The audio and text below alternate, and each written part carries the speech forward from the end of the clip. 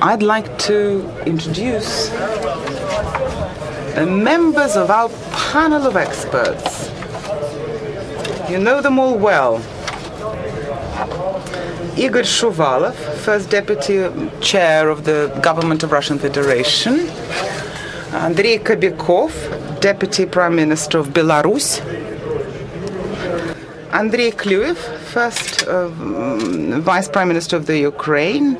Mr. Lebedev, Sergei Lebedev, Chairman of the Executive Committee, Executive Secretary of the CIS. Igor Yurgens, Vice President of the Russian Union of Industrialists and Entrepreneurs. We hope that Mr. Shukeev, First Deputy Prime Minister of Kazakhstan, will join us in a minute. He is actually on his way from the airport. We have a second set of experts who will take part in our discussion. Mr. Mansurov, Mr. Yurgens, Mr. Balázs, and other colleagues will give them a chance to speak, and I suggest that we welcome all our participants and panelists. Colleagues, Business Dialogue Russia-CIS is a traditional fixture in St. Petersburg Forum. We held it last year. So let's take stock and remember what happened in the year that's passed. The subject of integration in the CIS space is very important. It's very often on the front pages of all our newspapers and abroad. And this discussion has a political aspect, and most importantly, and more often, it has an economic tone.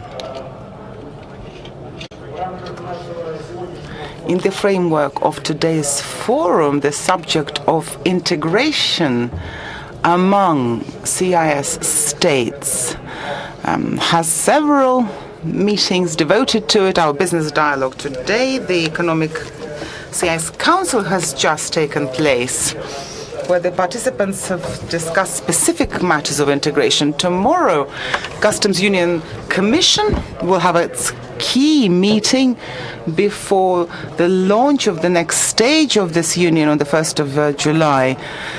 So the subject is truly important and very topical. We've just had a business dialogue with the EU. Next door, we're talking to the US, and we're talking about integration, customs union. This is very important. It's raised by all our guests. Now, what is the reason for this vigor? Is it the attempt of our countries to make a common economic space, to restore what we lost with the demise of the USSR? Is it our attempt to strengthen the foundation now that we have revisited our common values after the crisis? Or are we just giving practical content and practical form and shape to the groups that have formed themselves spontaneously through the years?